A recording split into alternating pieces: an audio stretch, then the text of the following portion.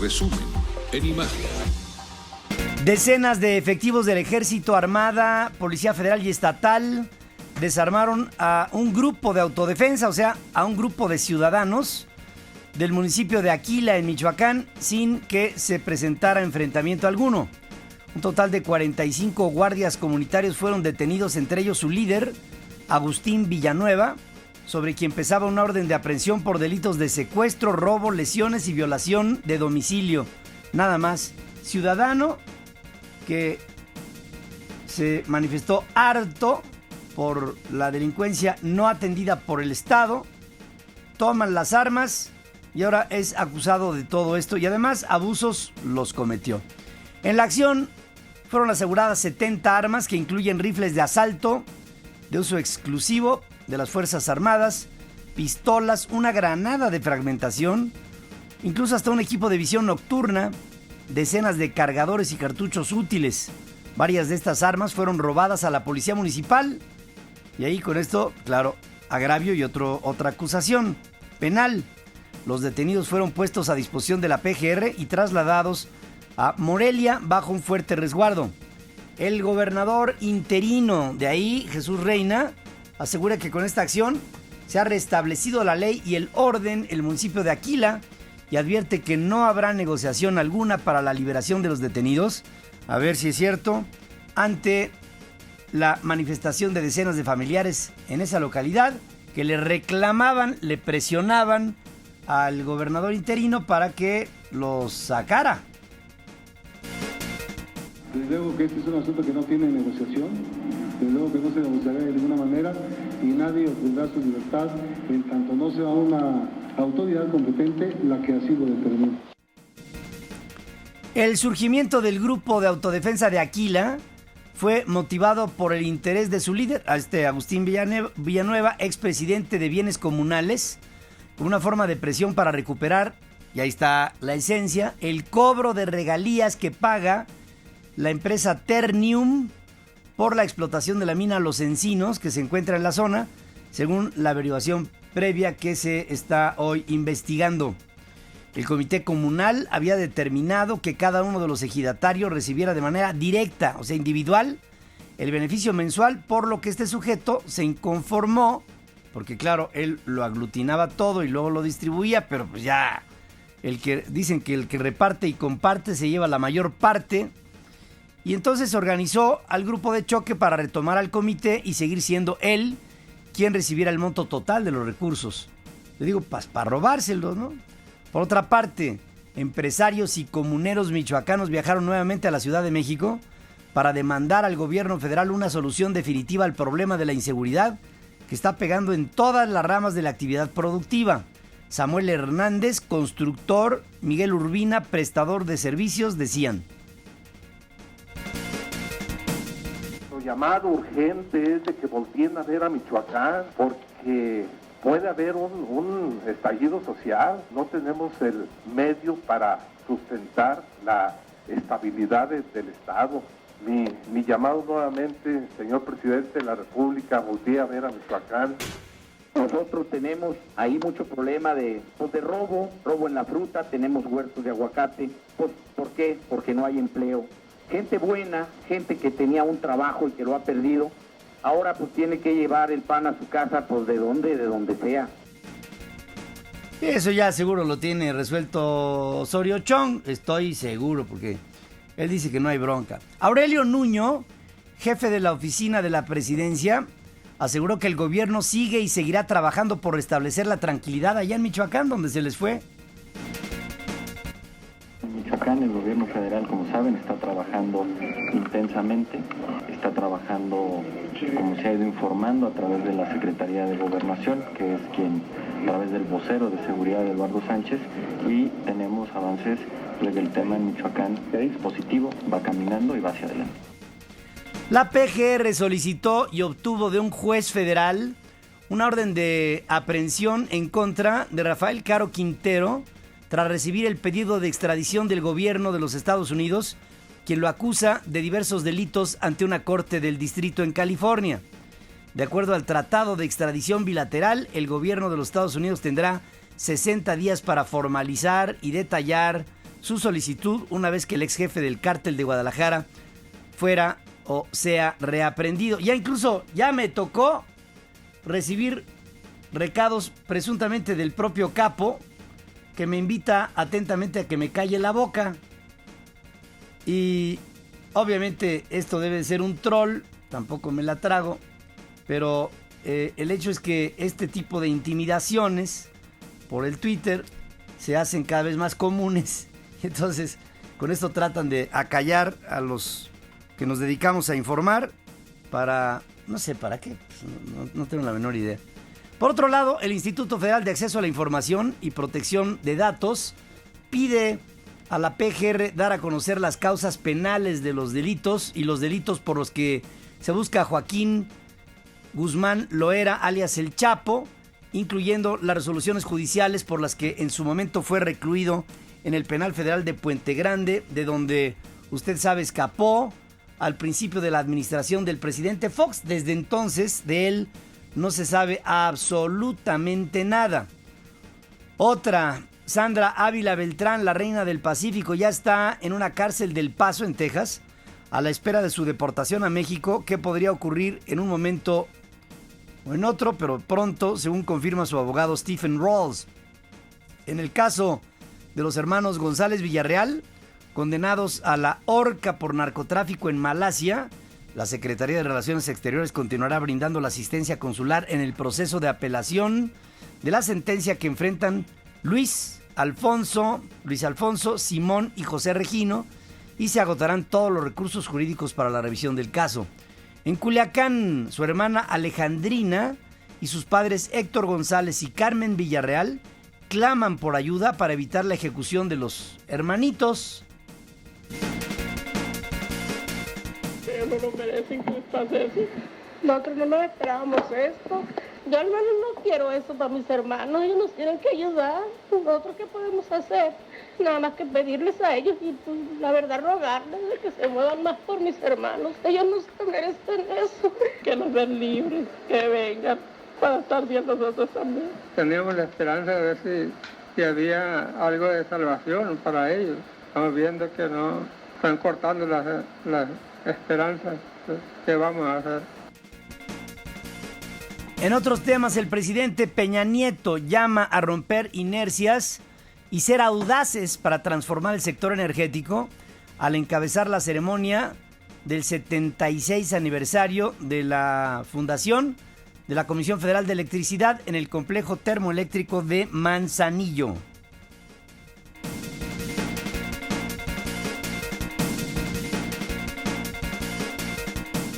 Este es el momento de romper inercias y de quitar las trabas que nos han impedido crecer a nuestro verdadero potencial.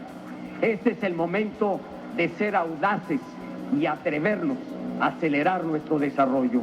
Aprovechemos esta oportunidad histórica y hagamos de la Comisión Federal de Electricidad un gran motor de desarrollo nacional para México en el siglo XXI. Por lo pronto, las tarifas eléctricas en el cielo, la estratosfera, carísimas. Difícil, como en algún momento argumentaba el secretario de Hacienda, de que la productividad en nuestro país es bajísima, con insumos tan caros como los que tenemos en México, difícil que sea de otra manera. En el acto, el director de la paraestatal, Francisco Rojas, se refirió al reto de incrementar la disponibilidad de energía eléctrica, que en 15 años la demanda crecerá en 72%, dijo Rojas. Implica aumentar la capacidad instalada de generación en 72% con respecto a la actual y consumir más de 6,000 millones de pies cúbicos de gas al día, una vez y media más que de la oferta nacional actual, lo que obliga a tomar desde ahora las medidas indispensables para asegurar el suministro y su transporte. Y en más temas energéticos, los ingresos petroleros en el primer semestre del año fueron inferiores en 34,968 millones de pesos a lo previsto en la ley de ingresos de este año, a consecuencia de la baja en el precio de la mezcla mexicana, aunado a la baja en la plataforma de exportación, cosa que la primera razón no me suena, porque la previsión es de un precio que está más abajo del que se ha venido fijando en promedio en lo que va del año. O sea que no, esta no me la trago. La segunda sí, la baja plataforma de exportación. De acuerdo con el reporte del Centro de Estudios de Finanzas Públicas de la Cámara de Diputados, la firma Moody's mantendrá la calificación soberana de México en su nivel actual de que es de B mayúscula, AA minúscula 1 con perspectiva estable, a pesar de las reformas estructurales que fueron anunciadas, puesto que la firma no tiene elementos para concluir que éstas se aprobarán y hasta dónde va a alcanzar el impacto que eventualmente se pudiera concretar en todo ello. El presidente Peña Nieto recibió anoche en Los Pinos a dirigentes y gobernadores del PAN encabezados por Gustavo Enrique Madero, con quienes habló de distintos temas relacionados con el presupuesto, la coordinación entre ambos niveles de gobierno y, desde luego, las reformas que se discuten en el Congreso. Maestros de la Coordinadora Nacional de Trabajadores de la Educación bloquearon por 5 horas, ¡5!, los carriles centrales y laterales de Paseo de la Reforma, 5 horas, sin que hubiera una autoridad que los desalojara, para expresar su rechazo ante la sede del Senado a la reforma educativa y las leyes secundarias que se disponen a aprobar, a discutir en el Congreso, las cuales incluyen la evaluación obligatoria para la permanencia en la plaza de un maestro, cosa que yo no sé qué les espanta. En el mitin, Juan José Ortega, dirigente de la sección 18 de Michoacán, asegura que no cederán. Venimos a exigir la abrogación y la construcción de una verdadera reforma desde los principios propios de la coordinadora. O sea, ya es abrogación todavía no es ley, pero ya la está abrogando. Por si fuera poco, esta mañana llegará a esta ciudad, aguas, la caravana motorizada de maestros de Oaxaca, Michoacán, Guerrero y Chiapas. Los contingentes planean ingresar desde diversos puntos, 3 por lo menos, hacia el centro de la ciudad, por Avenida Reforma, desde el Auditorio, desde la calzada Ignacio Zaragoza y por la Avenida Tlalpan. Si le es posible, no salga de su casa, haga todo por teléfono, por internet, y si iba a ver al doctor o iba a un trabajo que le reclamaba una presencia física y usted vive aquí en la Ciudad de México, pues bájele, porque va a quedarse sentadito ahí en el medio de transporte en el que vaya. El exgobernador de Tabasco, Andrés Granier, el químico, garantizó con 2 propiedades, fíjese qué benévolo, el pago de los 2 millonzotes, 156,000 pesotes, por los que la Secretaría de Hacienda lo acusa por defraudación fiscal. En la auditoría de descargo que se realizó en la torre médica del penal de Tepepan, el abogado de Granier, Eduardo Luengo, aseguró que su cliente cumplió en tiempo y forma con sus obligaciones fiscales. No, hombre, esto es un ejemplo, hombre. La realidad es que no defraudó el químico al fisco federal. En esta diligencia exhibí copia del pago del impuesto de 4 millones de pesos que depositó en efectivo en 2012, de tal manera que el quebranto por el que está sometido a proceso hoy fiscalmente no existe. Este es un problema que tendrá que resolverse a la brevedad a través de las instancias fiscales. Entiendo que la Secretaría de Hacienda y el SAT no tienen este depósito y este pago de impuestos en su documentación, por eso lo hemos exhibido hoy, para confirmar que se pagaron los impuestos de los depósitos en efectivo y que no existe el quebranto fiscal. Ya que él sí lo tiene, pero el SAT no. Cosa que tampoco cree usted que me alarma mucho, porque imagínese, del SAT. En Aguascalientes, Julio Serna, abogado del exgobernador Luis Armando Reynoso, confirmó que no tienen amparo, por lo que su cliente podría ser detenido, como lo decía yo ayer. Se le negó el amparo. Un juez de la materia niega el amparo solicitado por y por lo mismo, no obstante, pagó una garantía para enfrentar todo esto en libertad, pudiera ser arrestado.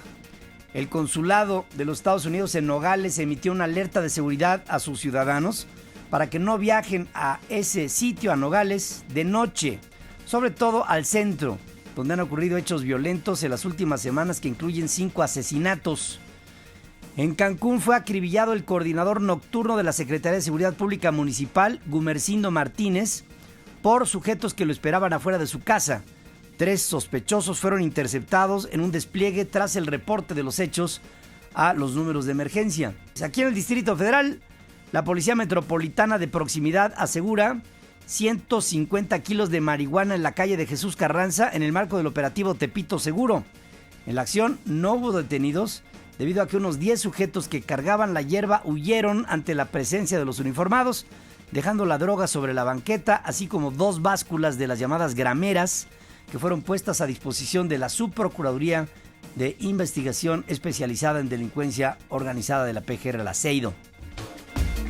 En el ámbito internacional, una relativa calma se vive hoy en Egipto tras la primera noche con el toque de queda. Ya como le decía yo ayer que se había decretado toque de queda, una emergencia nacional decretado ayer por las autoridades después de los violentos disturbios que causaron por lo menos 525 muertos, 482 civiles y 43 policías, además de 3.717 heridos, según el más reciente balance del Ministerio de Salud egipcio. Fue la jornada más sangrienta desde la revuelta del depuesto presidente Hosni Mubarak en el 11. Los choques se dieron tras la operación policial lanzada para desalojar 2 campamentos de seguidores del destituido presidente islámico Mohamed Morsi. 294 personas murieron en el campamento de Rabea al-Adawiya, en el noreste del Cairo, y en la plaza al-Nahda, al sur de la capital. El resto de las muertes se produjo en enfrentamientos en otras partes del país, según dice el ministerio, y adelanta que el número de víctimas podría obviamente aumentar. El gobierno interino de Egipto decretó estado de emergencia durante un mes, toque de queda de las 7 de la noche a las 6 de la mañana. Mohamed El Baradei, ¿se acuerda? Aquel que estaba al frente de la Comisión de Energía Atómica de la ONU, renunció a su cargo, por cierto, Premio Nobel de la Paz, renunció a su cargo como vicepresidente y condenó las acciones lanzadas por las fuerzas de seguridad en contra de los manifestantes. En una carta enviada al presidente interino Adli Mansur para anunciarle su dimisión, el Premio Nobel de la Paz 2005 se deslindó por completo de la muerte de cientos de civiles. No puedo asumir la responsabilidad de una gota de sangre, afirmó el exdirector de la Agencia Internacional de Energía Atómica. Estados Unidos llamó al gobierno interino a terminar el estado de emergencia que suprime derechos civiles de los egipcios. Además, el gobierno de Washington reitera su condena a la violencia que, dice, es un golpe a la reconciliación y a las esperanzas del pueblo egipcio para una transición clara hacia la democracia y la inclusión. El gobierno de México deploró los hechos violentos en Egipto y señaló que la embajada mexicana en el Cairo está atenta para brindar asistencia consular necesaria a quien así lo solicite. Después de 3 años de estancamiento, las negociaciones de paz israelí y palestinas se reanudaron anoche en Jerusalén con la mediación clara de los Estados Unidos. Luego de una ronda inicial de reuniones en Washington a finales de julio, las conversaciones se retomaron en la más absoluta confidencialidad para evitar presiones del exterior. Son encabezadas por la ministra de Justicia de Israel, Tzipi Livni, y el negociador palestino Saeb Erekat, así como el mediador de los Estados Unidos, Martin Indyk. El siguiente encuentro será a finales de este mes en la ciudad de Cisjordana de Jericó, ahí en donde las murallas, justamente, a ver si no se caen con los trompetazos. Esto será en su momento. En Brasil concluyó con enfrentamientos una nueva jornada de manifestaciones en las ciudades de Río de Janeiro y Sao Paulo, entre la policía y quienes protestan principalmente contra el sistema de transporte público. En Sao Paulo, un grupo de inconformes logra ingresar a la sede legislativa, pese al cerco policial instalado desde la mañana para exigir a los diputados aclarar acusaciones de malversación de fondos en el sector. Mientras en Río de Janeiro, los manifestantes que exigen la renuncia del gobernador Sergio Cabral chocaron con policías que intentaron dispersarlos con balas de goma y gases lacrimógenos. El soldado Bradley Manning pidió perdón a los Estados Unidos por las consecuencias de su filtración de información clasificada a Wikileaks en un momento en que luchaba con muchos problemas personales, durante una audiencia emotiva e íntima en la que se expuso la atormentada vida de este joven de 25 años. Con la voz entrecortada y visiblemente nervioso, Manning leyó una breve declaración no jurada en el estrado, en la que dijo estar dispuesto a pagar un precio por las no intencionadas consecuencias de sus actos y por haber sido un iluso al pensar que podía cambiar el mundo, al tiempo en que pidió una oportunidad para volver a un lugar productivo de la sociedad. En la audiencia se reveló que 2 psicólogos militares que trataron a Bradley Manning detectaron trastornos vinculados a sus dudas sobre su sexualidad, mal recibida por las Fuerzas Armadas, que por aquel entonces no permitían abiertamente la homosexualidad y mucho menos cambiar de sexo. Bradley Manning sufría un conflicto interno con su identidad sexual en un ambiente hostil de trabajo, según opinó un psicólogo del ejército. Fiscales federales presentaron en Nueva York cargos contra 2 ex empleados del banco JP Morgan debido a su presunta participación en un esquema que resultó en pérdidas por $6,200 millones. Los fiscales acusaron al financiero español Javier Martín Artajo y al francés Julien Gros de haber conspirado, falsificado registros y expedientes, defraudado y entregado información falsa a la Comisión de Valores de los Estados Unidos. La acusación se enfocó en el intercambio de derivados realizados, ya ve que esta parte fue muy controversial, los derivados realizados en la oficina de JP Morgan en Londres, e indicó que tanto Martín Artajo como Group manipularon el portafolio de inversiones con objetivos de ocultar pérdidas. El ex congresista demócrata Jesse Jackson fue sentenciado por un juez federal en Washington a 30 meses de prisión por malversar fondos de la campaña para su uso personal. El hijo del activista civil Jesse Jackson deberá además cumplir 3 años de libertad supervisada, parole, al término de su encarcelamiento, por lo que la fiscalía describió como uno de los mayores casos de su tipo. Jackson, de 48 años, reconoció haber dispuesto para su uso personal de $750,000 que recibió en donaciones para su campaña electoral como congresista federal por Illinois, caso que puso fin sepultado a su carrera política. Japón conmemoró hoy el 68 aniversario de su capitulación de la Segunda Guerra Mundial en una ceremonia en la que el primer ministro nacionalista Shinzo Abe evitó presentar disculpas a los países asiáticos por el pasado imperial del país nipón.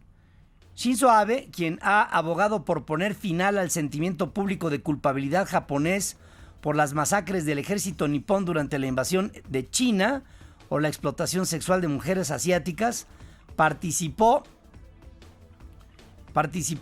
este hombre en una ceremonia en Tokio en la que también estuvieron el emperador Akihito y la emperatriz Michiko.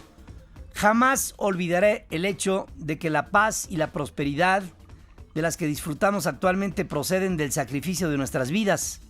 Haremos todo lo que esté en nuestra mano para aportar nuestra contribución a la paz en el mundo, dijo el primer ministro al evocar a las víctimas niponas de las dos únicas bombas atómicas lanzadas en contra de poblaciones civiles. Esta es la primera vez en 2 décadas que el primer ministro japonés no ofrece disculpas a los países vecinos, que fueron los agraviados Taiwán, China y Corea.